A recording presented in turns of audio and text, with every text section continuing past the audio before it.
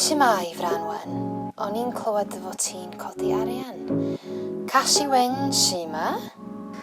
Mae gweithio gyda phobl ifanc a phobl ifanc fran wen yn golygu llawer iawn I fi fel artist. Mae gen I atgof iach iawn o fynd mewn I ysgol Dyffryn Nantlla I weithio fel rhan o dîm wedi. Un o fy hoff atgofion o weithio ar brosiect gyda cwmni Franwen ydy'r gwaith nes i'n gynharach llynedd gyda Lowry Legend fel rhan o waith llwybrau llachar. Mae o'n gyfle I gyfnewid syniadau, I ysbrydoli'n gilydd gobeithio ac I lunio presennol a dyfodol sydd yn cynnig gobaith a chyffro a lot o liw.